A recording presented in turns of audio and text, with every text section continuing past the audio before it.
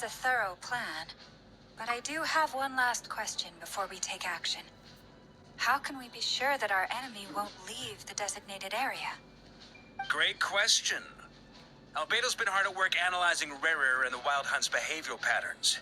His conclusions are as follows. Firstly, from the earliest known confrontation until now, Rarer has never displayed any ability to manipulate the dimension of space. So it's unlikely he has any power in that domain. Secondly, he seems to have a particularly strong vendetta against our group.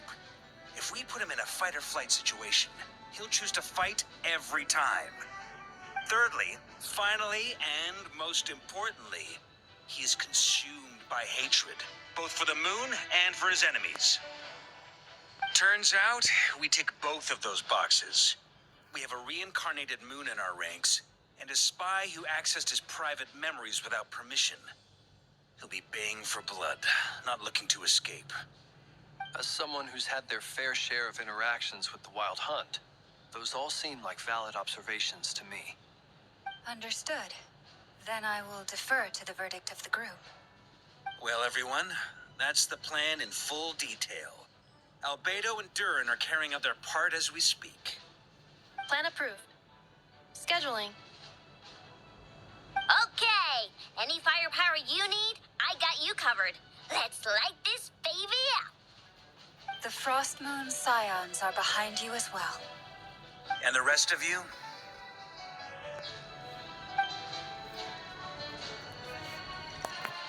No objections? All right, then it's settled. This is the plan we're going with. Next up, an old tradition of mine. Anyone who wants to back out, now's your chance. Wait, we can still back out of this? Everyone says things they regret, right? I don't want anyone feeling trapped because their mouth said yes before their brain had time to think things through. A very people-first approach. I hear that's common practice in the Knights of Favonius. Heh. Who'd you hear it from? D-Luke? Shh. We don't use people's real names at work. This contact will be known only as Owl, please and thank you. This plan can only work if everyone does their part. Flint's and I will absolutely support it. We shall indeed. You'll be glad you accepted our help.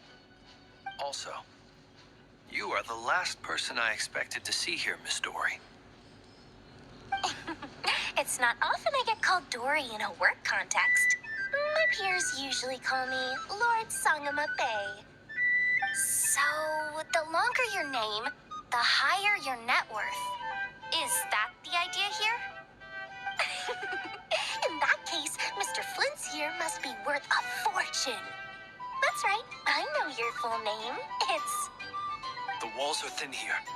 I'd appreciate you keeping that a secret. Okay, fine. I'm actually only here as a favor for someone else.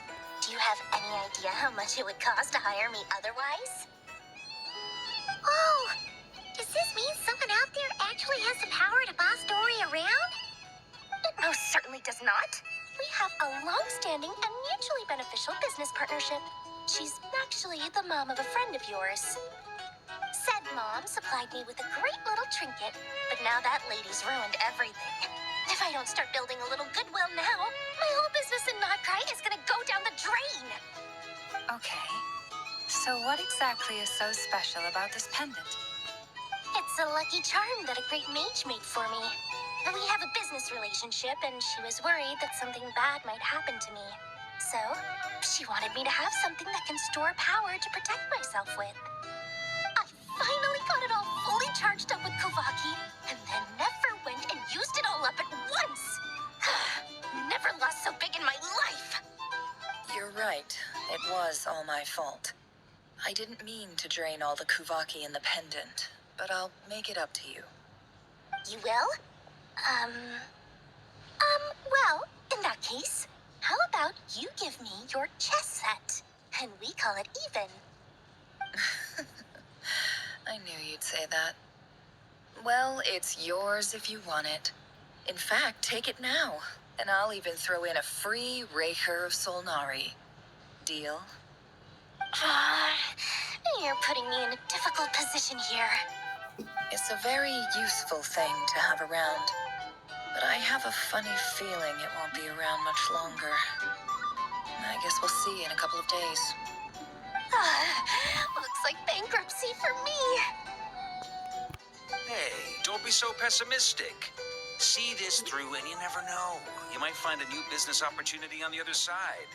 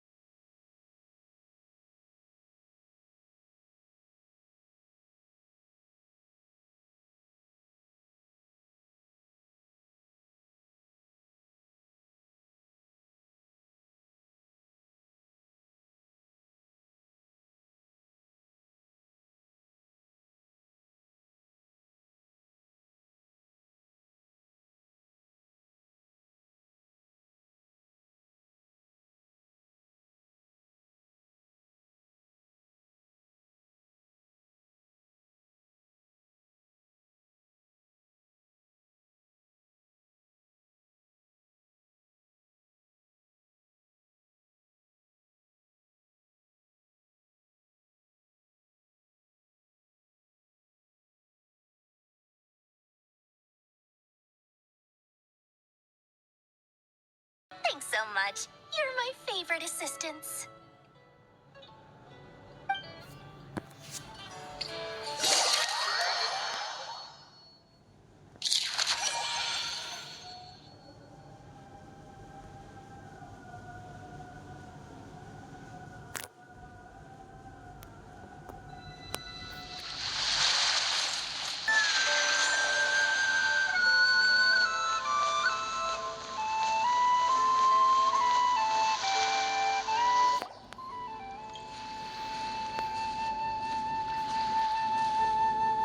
Traveler, Paimon, it's good to see you.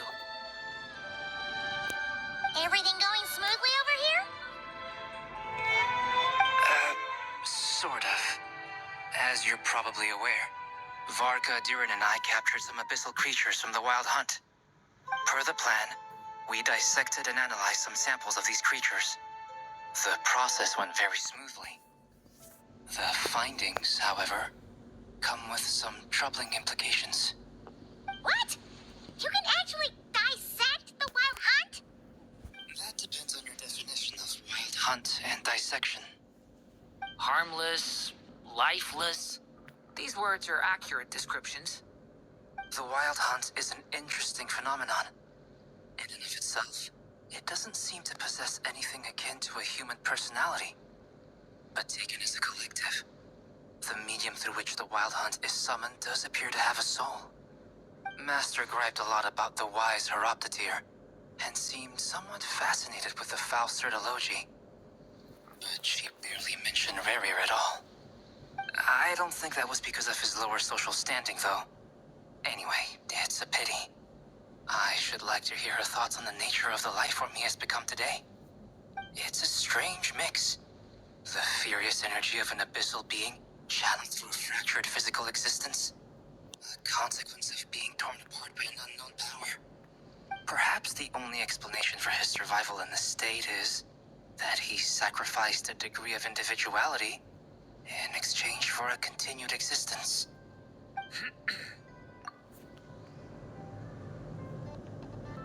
Oh, sorry.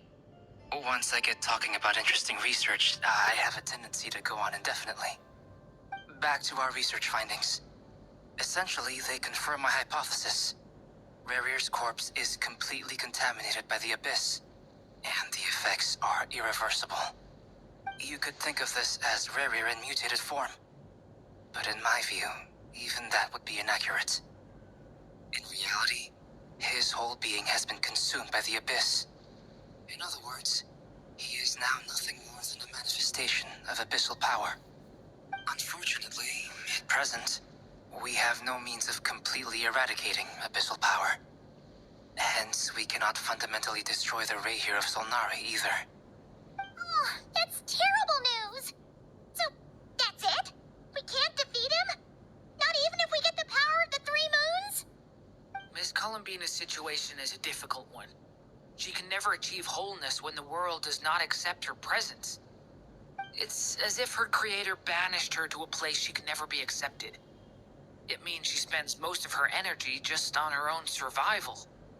Given the circumstances, it's only natural to despair. But we must see this plan through to the end. Time to kick off the backup plan. Oh, I almost forgot! This is for you. Dory asked us to bring it. How wonderful. Well, thank you for making the trip. Durin and I will be heading off shortly. I'm sorry I won't be there to protect you in person this time. Please be careful. All right then. Stay safe.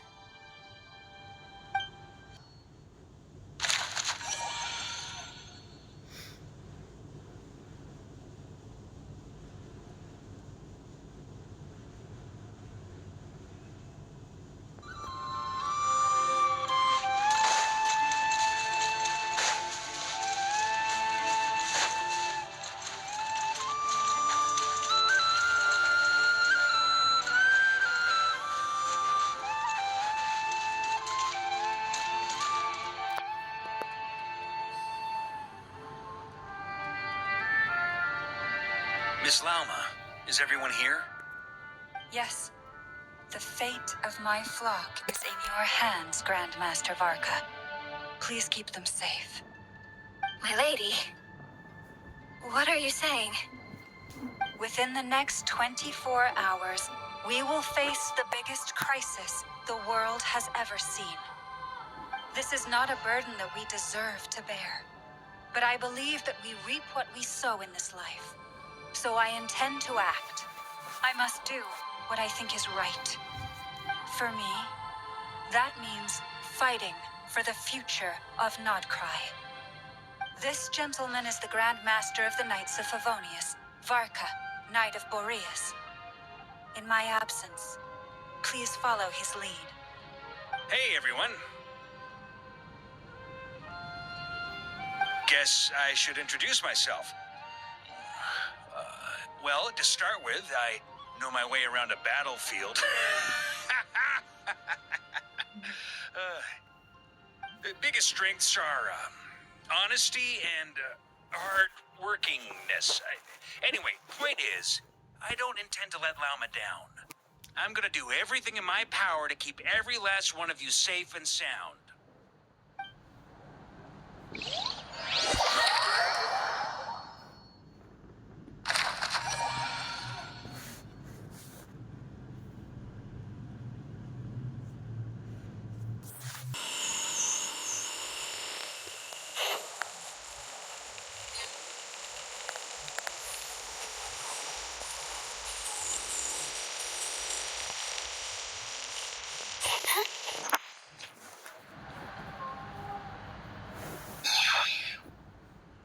Something on your mind?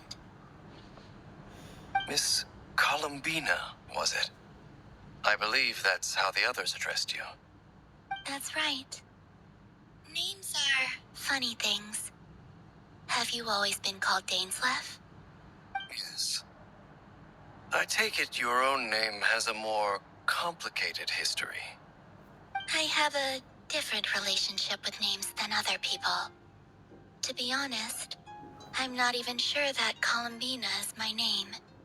At least, not in the same way that Dainslev is yours. But it's what everyone calls me, and I go along with it. A lot of my life has been that way. I get so used to things that I forget to question why they are so. I never used to think much about where names come from, or what they mean to people. Maybe something's wrong with me. You're different from other people. I sensed it the first time we met. You're more perceptive than most. I'm sure your long life and rich range of experience explains that. Do you ever find yourself missing Conria, Mr. Dainslev? Difficult to answer. I have dreamed of the past many, many times. Sometimes I'm fighting tooth and nail. Other times I'm lying on the ground, defeated. I don't recall any happy moments from that time. It has been too long. Is that because hatred survives longer than love and affection? That would not be for me to say. I make no excuses for the grudges I bear. But whatever the reason, I remember little that was beautiful or sentimental. Thank you for your help with the Rerir situation. Without your efforts, I never could have learned the hidden truth of his story. You're welcome. I know he's your friend. Friend. He betrayed me. And I never really understood what he was going through in life. Some friendship, that is. Okay. So, do you plan to fight him with us? You see, you're torn. Now you know what really happened. You see the things he's done in a new light. I need some time. Of course. I completely understand. Anyone else in your position would feel conflicted too. Actually, I went through something similar myself recently. Something happened that changed my perspective on a situation. A situation I took for granted at the time, but Harbingers who still support you, even though you've left the Fatui. Yes. I always thought they were only helping me because Harbingers are forced to work together. But then I abandoned them. A warrant was even put out for my arrest. And even now, they still support me. Which means I was wrong about them all along. Clearly, they view you as a friend.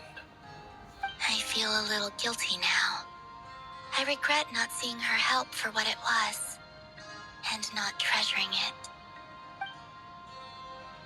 I see the guilt that you're feeling now, because I feel it too. Hopefully, talking about it will do us both some good. Have you noticed that the Traveler and Paimon are over there? I think they've been listening. Huh. Shall we say hello? Sure. Hello. Ah! They caught us!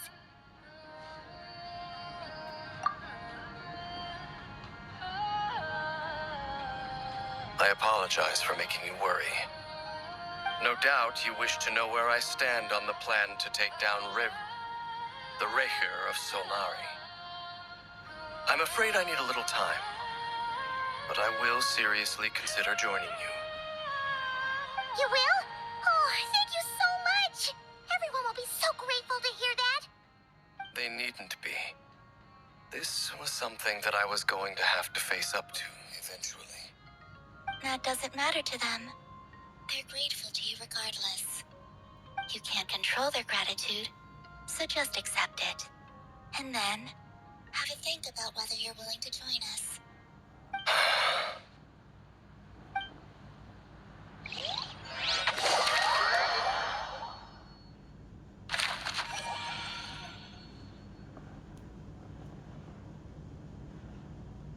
It's nearly showtime! Let's go rendezvous with the others. You know the place. I wonder when I'll be as tall as my big sister.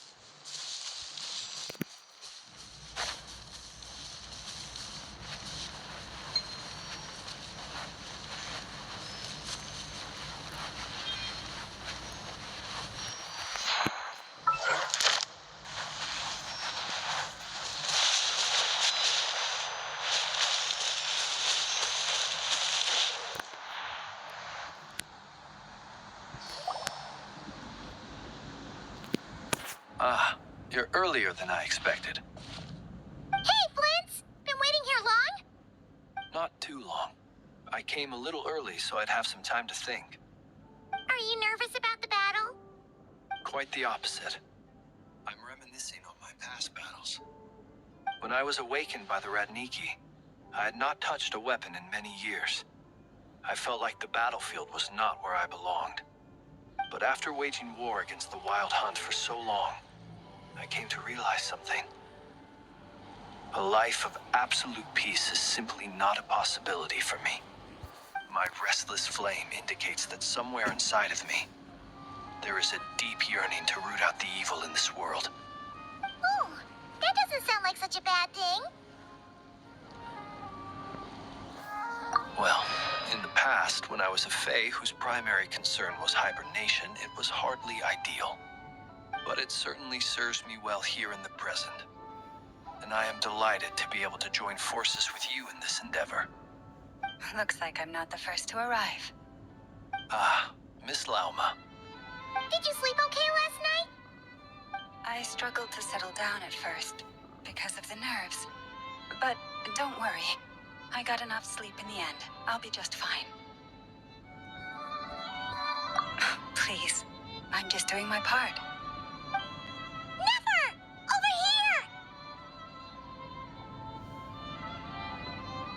here! Ino asked me to relay a message. She said Anefa will be on high alert and keep a close watch over all secondary districts where defense is required, providing support as necessary. Meanwhile, Ino herself will provide range support to us directly, using her latest invention. Excellent. My thanks to all involved. The chess set's looking a little unstable. It won't hold him much longer. We should be prepared to engage at a moment's notice. No sense sitting around waiting. Let's make the first move while we still have the option. I agree. Paimon, find a safe hiding place. Got it! Be careful, traveler! I will.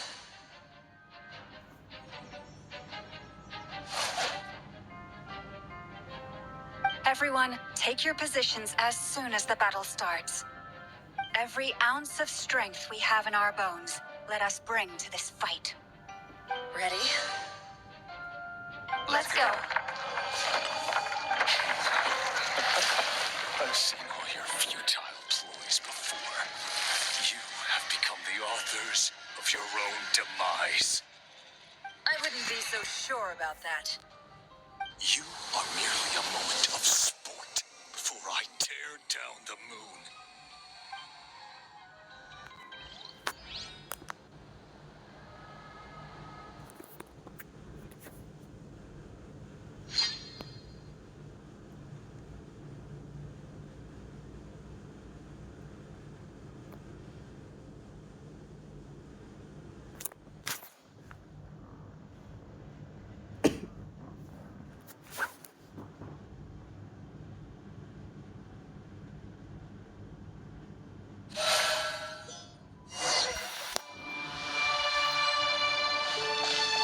Stay on your toes. Yep, you too. Can't hide the truth. Move! Shameless. Leave this place. Let me help you guys. Take this! The moonlight betrays you. No more. Absurd. It all falls into place.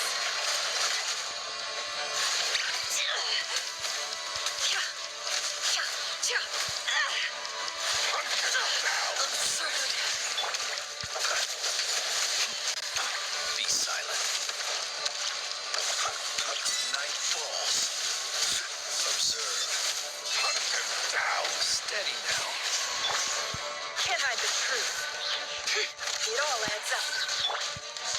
Water jet! Forest, protect us. Deception ends here. Can't hide the truth.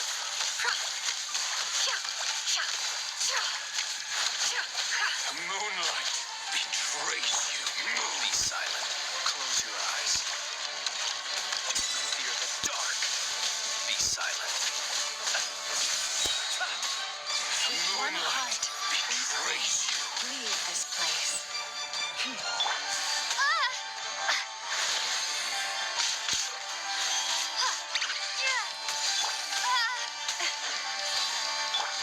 Observe. Be silent. Began with the moon, and so shall it end. The moon will protect you.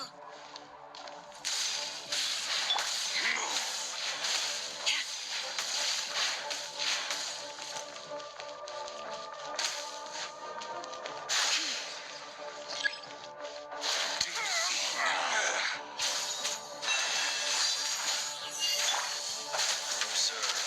Close your eyes. On here. When will it be as you foretold?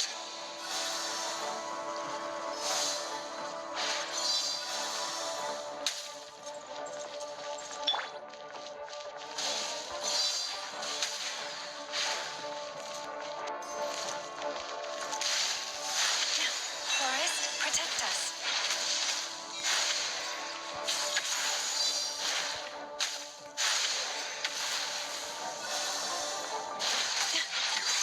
Fear is not welcome here. Seek within. Beware the creatures of the night. Be silent.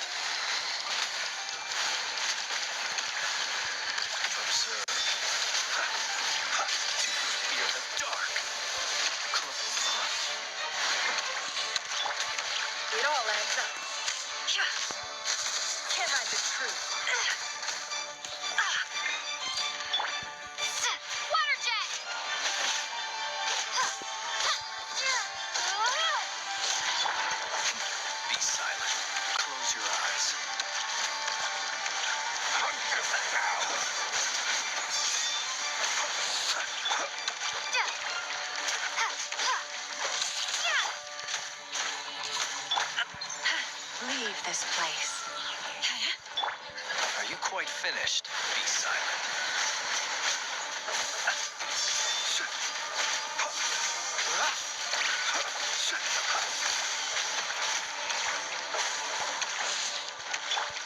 It all adds up. No. Can't hide the truth. The night cometh. Close your eyes.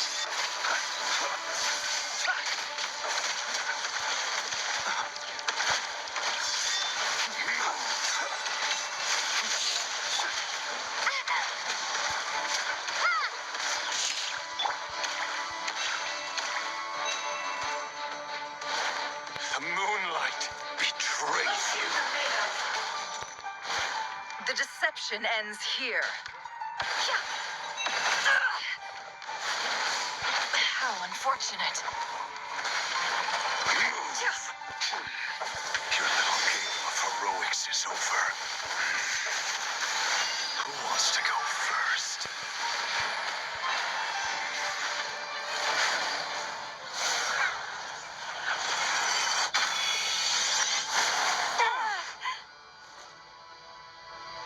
No! We've been separated. Take. You okay? Never! Where are the others? Stuck outside the barrier. I guess he really doesn't like us. I told you before. Knowing too much is always a death sentence. Be careful what you wish for.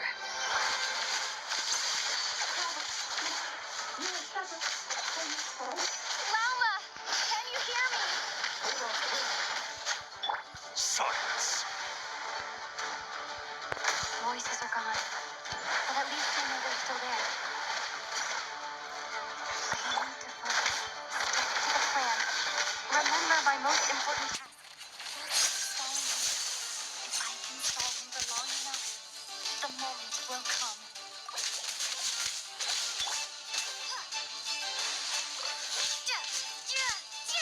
Wipe out!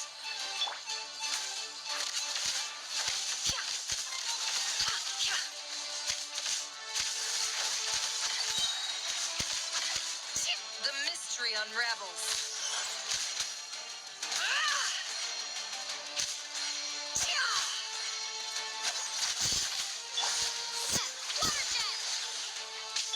It all adds up. Can't hide the truth.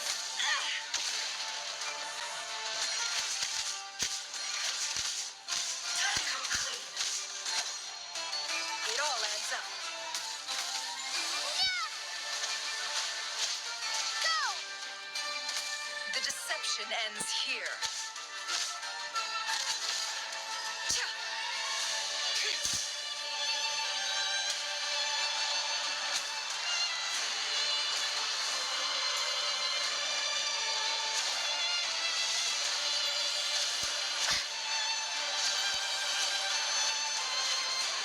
I've got this.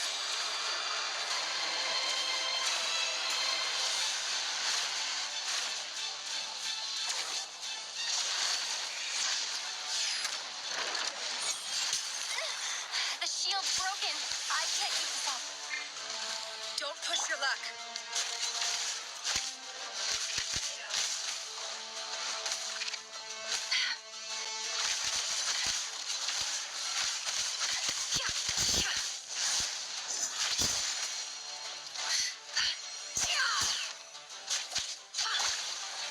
Water jet!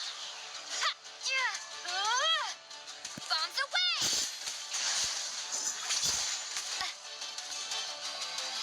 The mystery unravels.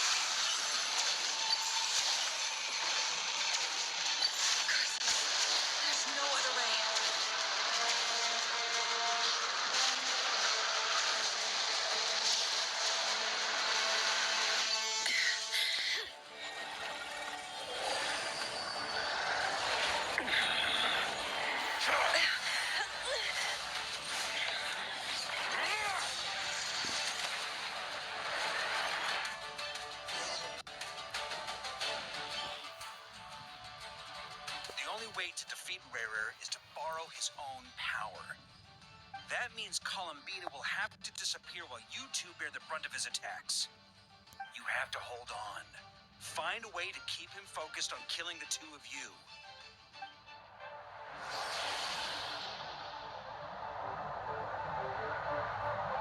Never!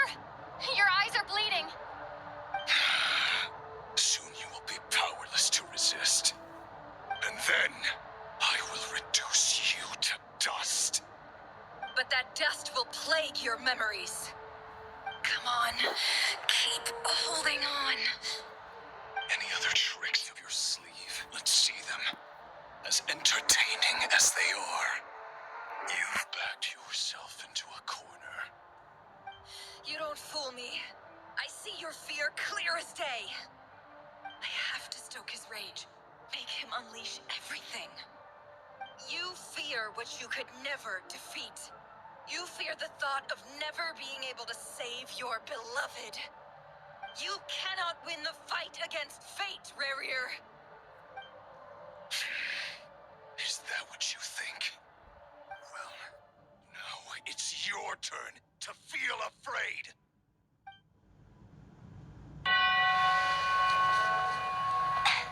You fear the sound of your own name? Is it us you hate? Or is it what you've become?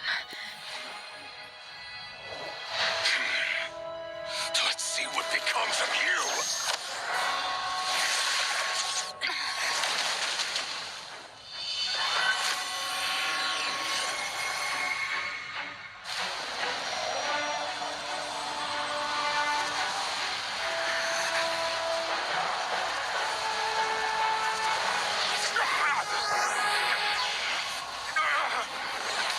What's happening?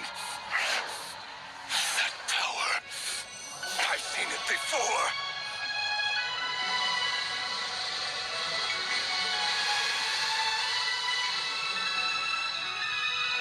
His power is on another level. We'll need to use an alchemical array to convert his power into a usable form. Then quickly channel it into Columbina, rendering her powerful enough to compete with him. I'll join you. I can help. If I release enough abyssal energy into a confined space, it'll create a potential difference, allowing us to extract a huge amount of elemental energy. Next, I'll synchronize with everyone's minds using Pyro, then give you temporary access to their abilities and fields of view. But it won't last long. Can you see? Well enough.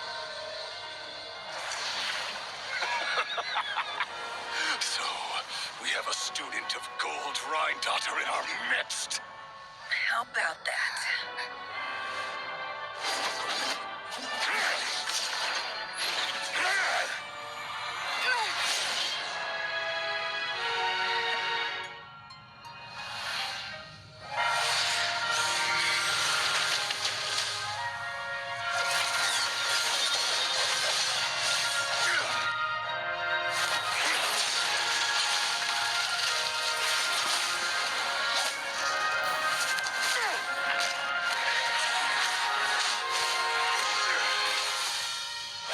You use my own power against me? Just like how you stole Kuvaki. Look familiar?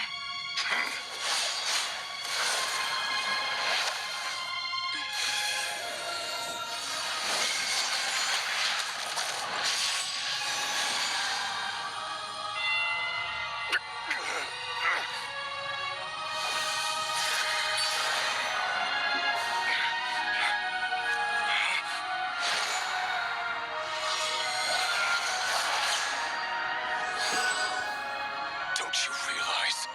You don't have the power to hold that gate open. I don't, but someone else does.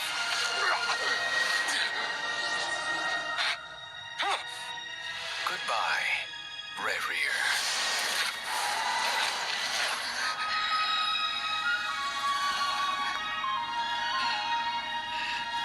We won.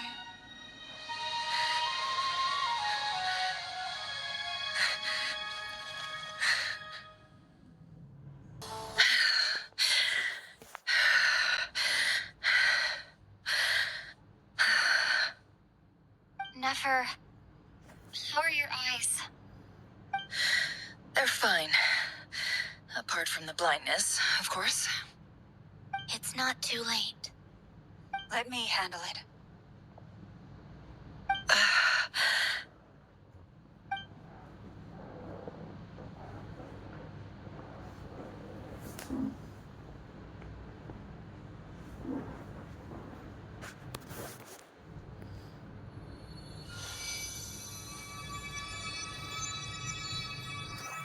Miss Nefer, it's not like you to lose your composure.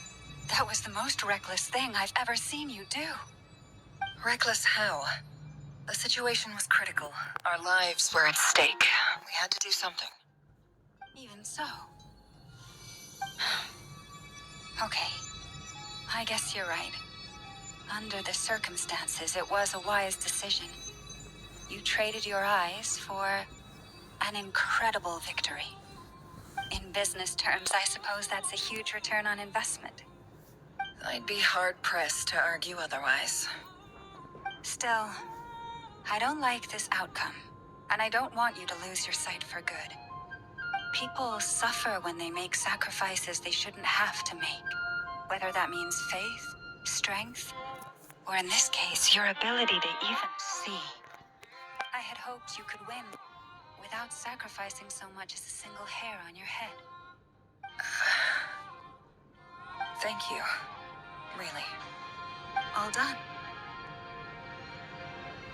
Don't try and open your eyes just yet. We'll see how you're doing in a couple of days. Until then, please follow your recovery plan to the letter. I'll send full details through Yehoda. For now, just get yourself home, relax, and rest. My dear friends, we have fought bravely and achieved a spectacular victory. A dark cloud has been lifted from the skies of Krai. All in this land will be grateful for what you have done. The moon will remember this day. Thank you both.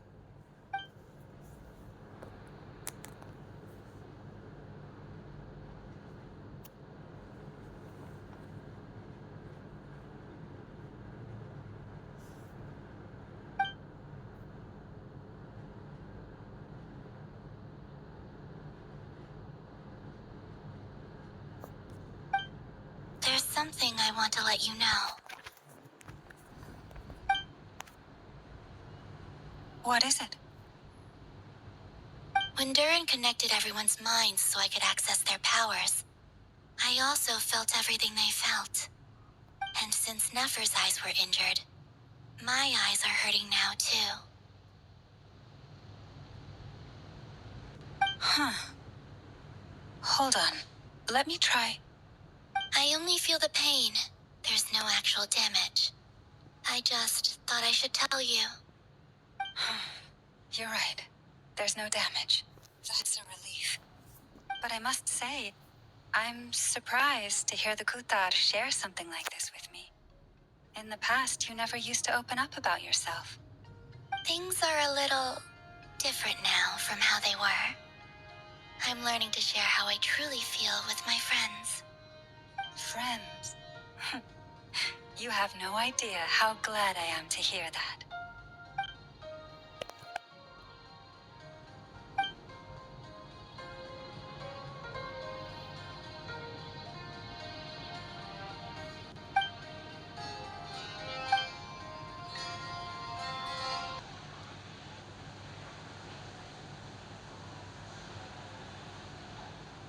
Yay! You're awake!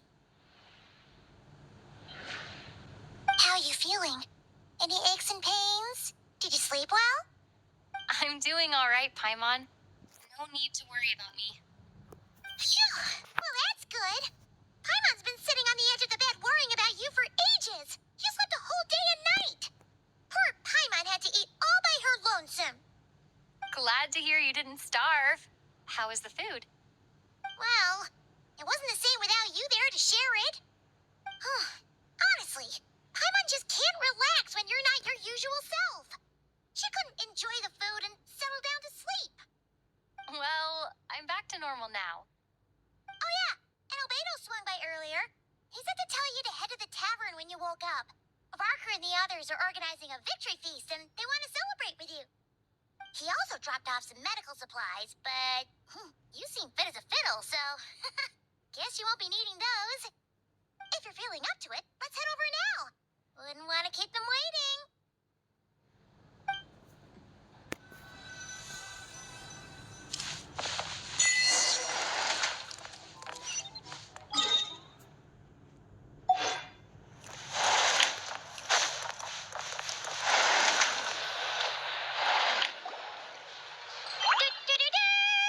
We're here! Travon! Perfect timing! We were literally just saying how there's no way we're holding this victory feast without you any longer, and we would have postponed it till tomorrow. How are you feeling today? Much better, thanks. Don't worry about me. Relieved to hear it. If that changes, just let me know. Happy to check you over at any time. Yep, we're here for you. Anything you need, just let us know. Oh wait, where's Never? How are her eyes doing? Nefer's right over there. I'm sure she'd love to catch up with you.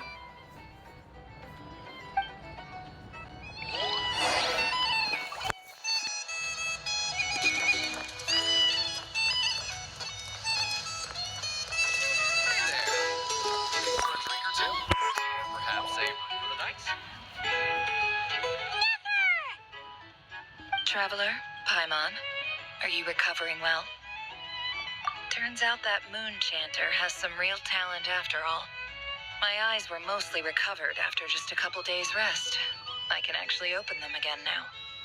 Yeah, but you gotta be careful. Lauma says not to strain your eyes while they're still healing. Yes, thank you. I'm well aware. Yehoda, could I borrow you for a moment? I could do with an extra pair of hands. Oh, sure. Coming. Did you hear that? I gotta go help Lauma for a second. You guys chat among yourselves. I'll grab us some drinks on the way back. Paimon, you still like 'em sweet? You bet! Make it extra sweet, because Paimon's earned it. Sure thing.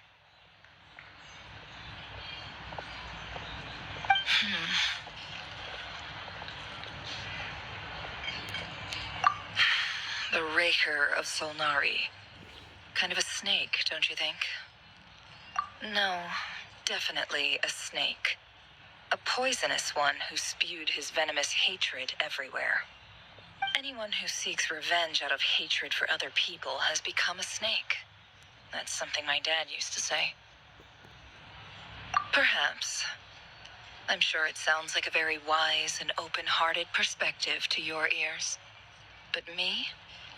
I think hatred is a perfectly justifiable emotion. What else is left when everything you depended on in life gets stripped away? Something's gotta fuel that drive to keep on living.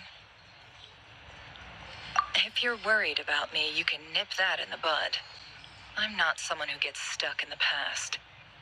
It's just, I suddenly feel like I was wrong to call my father a liar. He was just a fool. That's why the academia turned their back on him, and why the other tribes ganged up on him. Oh, Father. How much better things could have been if you were a skilled liar. Look at the Ibis King. Thoth is a fiendishly cunning liar. And yet, strangely, he feels more like a father to me than my real dad ever was. He's never brought it up, but I'd bet he feels the same way. Why else would he give me the power to perceive the truth, while at the same time training me in the art of deception? Well, King Deshret banished him to Aru, which is essentially a prison, and posed 3 questions to him. He promised that he'd have his freedom if he could find the answers. His response was to take on a physical form and approach me, while in search for one of the answers on his behalf. Did he really think I'd fall for that? He's stuck there. He can't make me return what he gave to me. So that's enough for you to decide he's nice, is it? He's a prisoner, and he was scared. So he decided to perform some good deeds to win people's approval. He lives in fear because he's a deceiver. How is Rerir any different? You can't work as a spy your whole life and expect a happy ending. It's preposterous. Yet I can't say I don't understand it. Liars live in the darkness of their own making. But it's still human nature to want to go on living. They say that a liar's soul is the most worthless thing in the world. What do you think?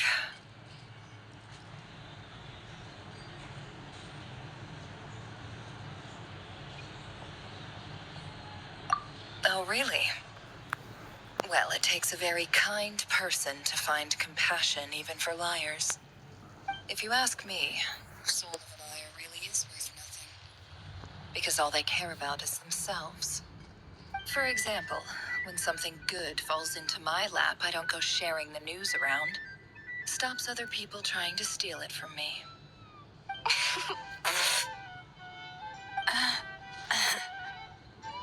So be it. They have sharp ears. I can't keep anything from them. Oh, is that what it looks like? Well, you all know my past now. And I can't simply eliminate everyone who knows too much. So I guess I just have to put up with you. For the foreseeable future, at least. When you find yourself in a situation you can't control, the safest play is to keep calm and start monitoring everyone involved like a hawk. In the intelligence world, you need to have a sense of perspective and play your hand accordingly. If you understand what's at stake, please ensure my secret is safe with you. I trust you'll respect my wishes as a friend. But don't. Very good. Oh, wait! Now that the panic's over and we've all calmed down, Paimon suddenly remembered something. After all that build-up, our mystery ally never showed up even once.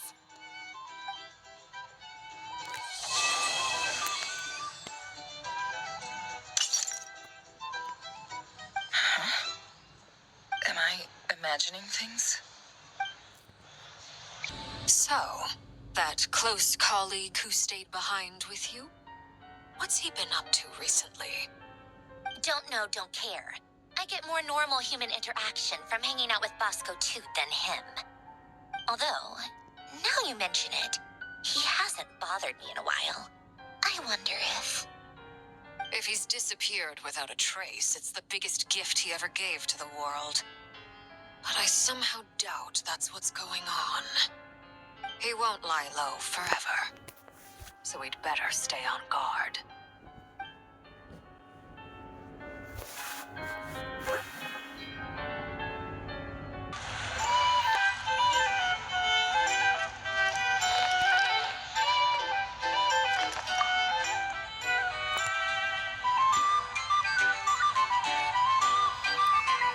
Lord Sangama Bay, how lovely to see you.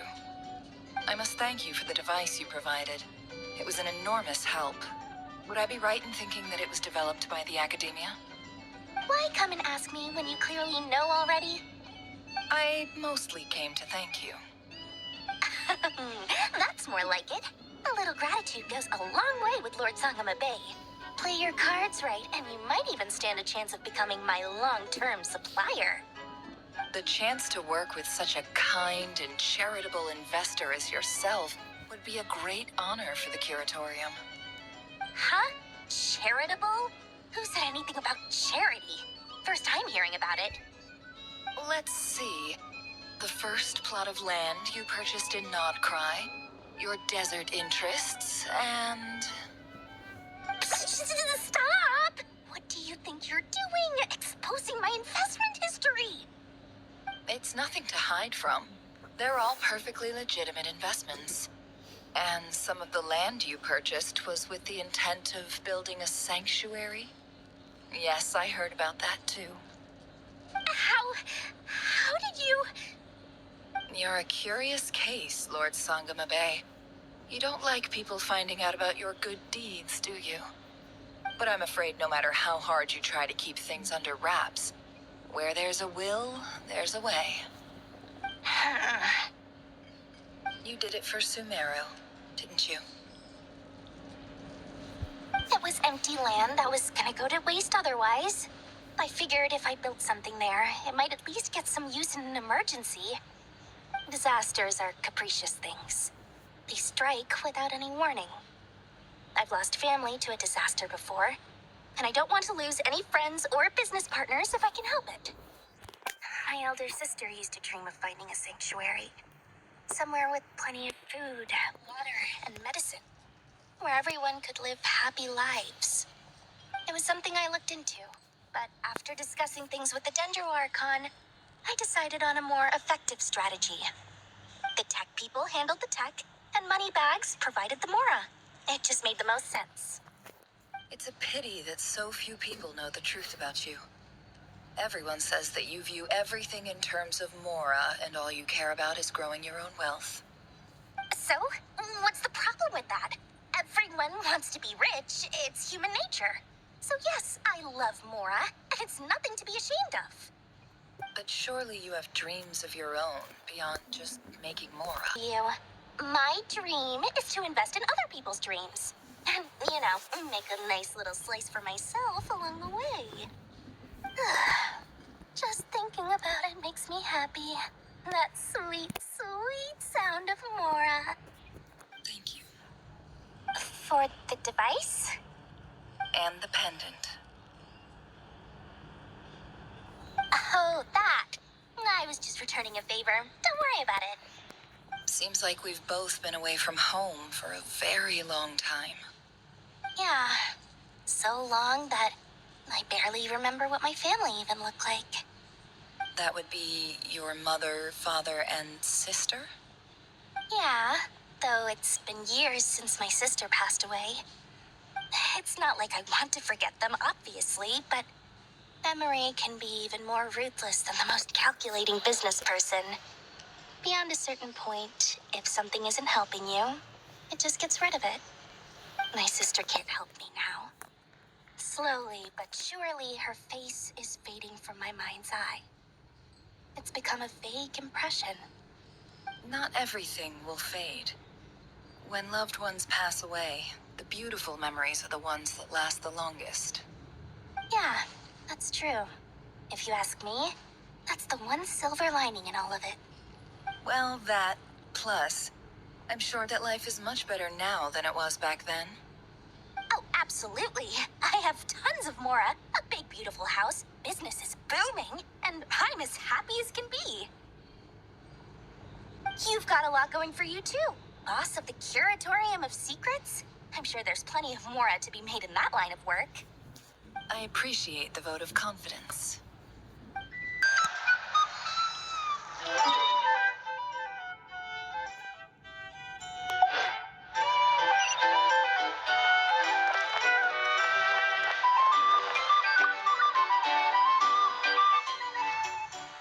How have you been holding up? Any adverse reactions? If you start to take a turn for the worse, make sure you tell me right away. You don't need to worry about me, Grandmaster. I'm fine. I mean, I barely did anything, so... What? You're too humble, young man. You played an indispensable role in the battle for Krai. We can't thank you enough for your support. Sometimes, when people praise you, it's because you deserve it. The best thing is to accept it calmly and with grace. It's important to learn how to respond to words of admiration. Let's do a quick demonstration. Albedo, that was an incredible feat of alchemy. The pressure was on, but you worked flawlessly at lightning speed to get the job done. Thank you. I can't take all the credit, though.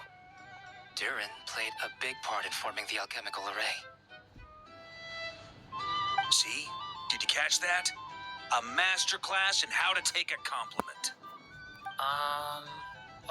Okay, yeah. I did work pretty hard to help prepare for the battle.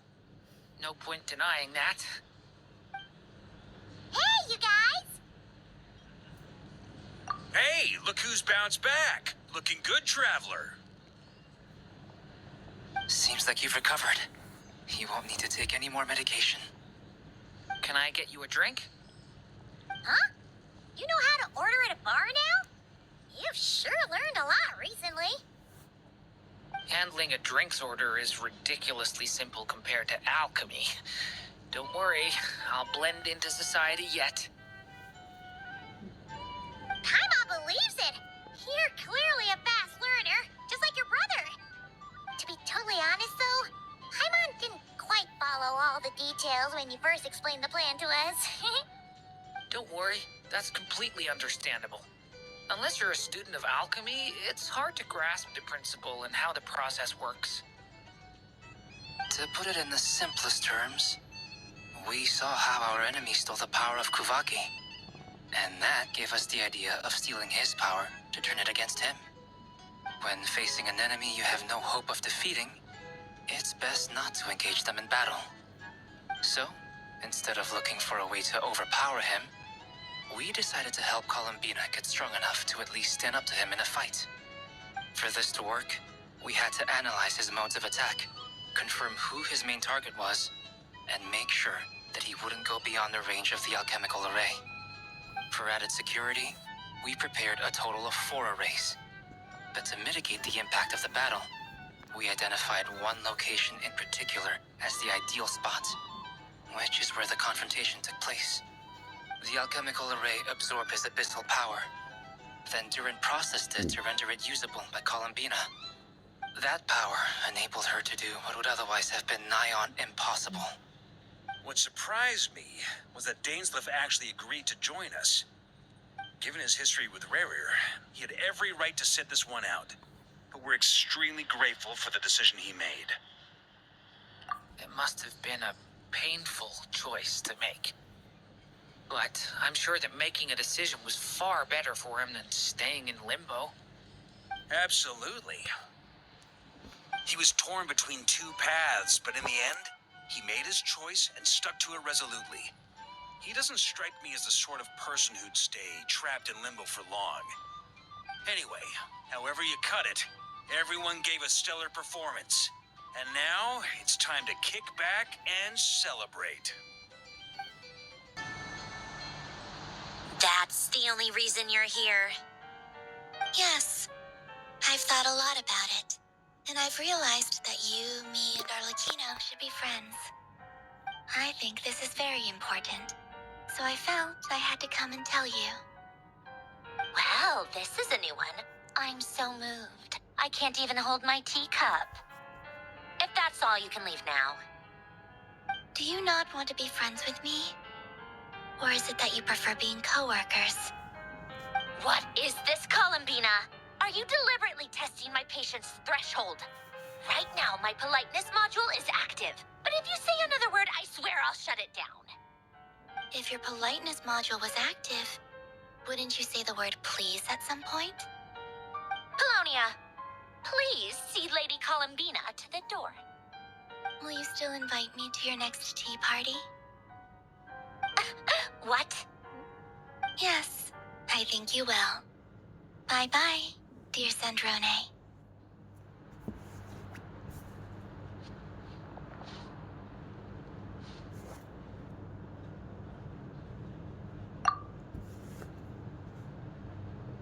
Last time, the Wild Hunt escorted you out. Would you rather I handled it myself this time? We just wanted to, see how you were doing now that it's all over. Why? Out of concern for my safety? I hope you didn't seriously think that the Rayhir of Solnari would be able to lay so much as a finger upon me, given how prepared I was. Mostly because you kind of helped us out, so we just wanted to check you were okay. Looks like all your robots are fixed, huh? Oh, don't you worry about that. Tea time is already a write-off. The visitor before you managed to kill my appetite. If you're in the mood for tea, go ahead and help yourself. Otherwise, it's going to waste. My coasters are still missing in action, though. Use this notebook instead. Whoa! Pretty hefty notebook. Look at all those calculations. You can ignore those. They're just dumb scribblings. I doodle and write in my free time. Sometimes I remember the distant, dreamlike past. Sometimes I imagine the far-flung future. And other times, I grit my teeth and note down all the crazy nonsense going on in the present. Some people do the crosswords in the newspaper. This is my equivalent of that. Trying to predict the future is like daydreaming, and writing about the present just makes me furious. The past is my favorite. If nothing else, it's already set in stone, so I don't have to rack my brains trying to figure it all out. Huh. Although, having said that, the only vaguely interesting memory in my past is probably that guy they call Lord Artificer. Who else? Pretty much all the mecha and Fontaine are his personal handiwork. Wait, are you saying you know him? Like, personally? As a friend? I mean, I guess we were friendly enough. Yep. In fact, I'm probably the only normal person left who knew him at all. We used to chat occasionally back when he was still around. Before he passed away, he asked me to destroy all his manuscripts. I honored his request, but I did read through everything first before destroying them. I mean, I couldn't let the genius of Lord Artificer Alain Guillotin disappear like that. Would have been such a waste. So, that's where the formulas in your notebook are from? I just told you, those are my equivalent of crossword puzzles.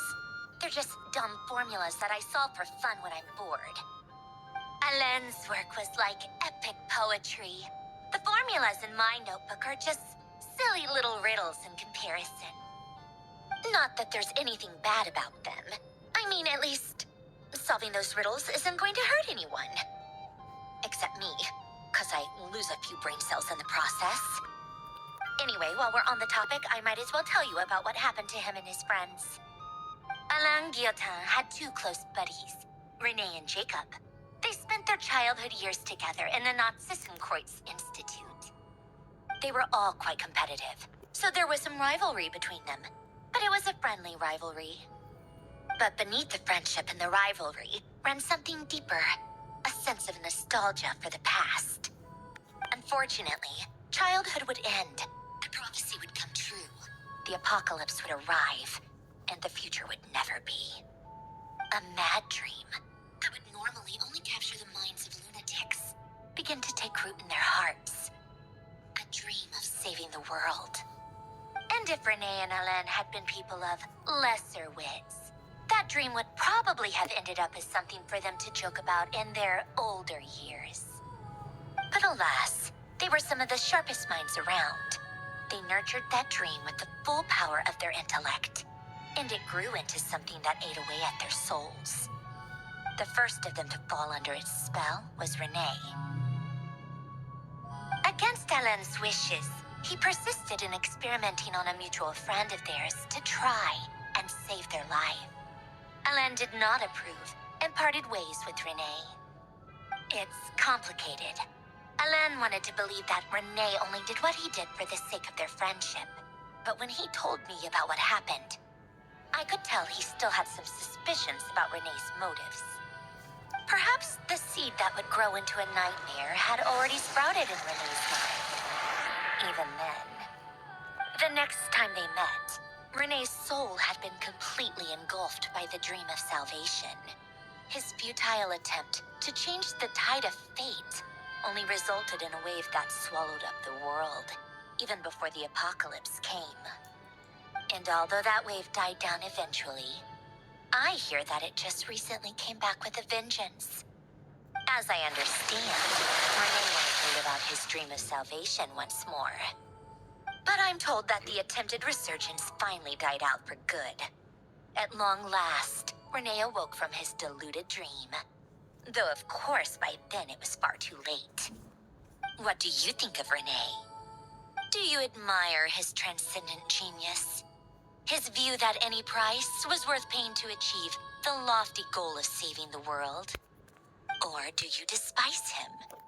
Dismiss him as an evil madman who wrought havoc on the lives of everyone around him as he pursued his delusional dream. Same difference, really. Just a matter of perspective. What a cop-out. But I suspect you'd have a more incisive and insightful answer if we dug into it further. I don't like fanatics who give up their whole lives for their ideology. Nor do I like fools who let their delusions take control. Maybe I could understand if Renee had just been an ordinary person. But he had a sage-like intellect. And still managed to get himself lost in the labyrinth of his own desires. Anyway, that's enough about Renee. Now, moving on to Alain Guillotin, the Lord Artificer. He managed to put a stop to the first storm whipped up by Renee. But after that, Alain lost his friends and family. To his credit, I suppose, the loss of his family and friends was purely a tragic accident. It's not like Alain sacrificed them for his cause or anything. After that, the only thing supporting his work was the same dream that had dragged his closest friend down to the abyss. But although the desire to save Fontaine drove him to found the Fontaine Research Institute, Alain continued to reject any form of transcendental knowledge or power. He was suspicious and fearful of it, having seen the way it had affected his closest friend. I think that formulas and machines derived solely from human intellect were the only thing that gave him a sense of spiritual comfort. Yet Alain's intellect was simply too great. It barely left him space to breathe in his lifetime.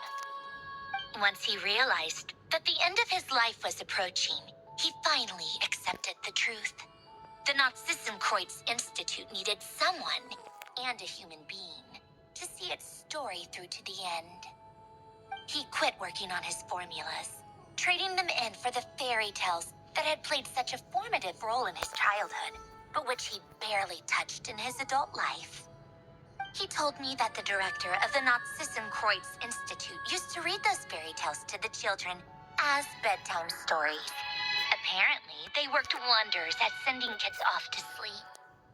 I think that all he wanted at that time in his life was to be able to know what else really mattered. At the very end, he laid down to rest in the ruins of the former Nazissenkreuz Institute orphanage, while the Fontaine Research Institute he had founded continued tirelessly with its work. Many years after that, tensions over competing dreams would once again cause a rift, this time between members of the Fontaine Research Institute. But the actions of those fools had nothing at all to do with Alain. And that is the story of two people from the Nazissenkreuz Institute who both wanted to save the world. One went all in on his fantasy of salvation without ever looking back, and ended up calmly sinking to the bottom of the deepest sea. The other sought desperately to burn bright in his life, even though he wasn't sure where he was going. I do sometimes wonder, why is it that people like them have such grand hopes of saving the world? Even the grandest tree starts as a tiny seed. So perhaps, for each of them, their mission to save the world began with a very simple desire: to save themselves. They were young children with friends and family who mattered to them, desires to explore the meaning of life, ambitions to have a successful career. They didn't want to see all of that taken away in one fell swoop. Or maybe they just wanted to find something to anchor themselves within the chaos, to stop them getting quietly swept away by the storms of life.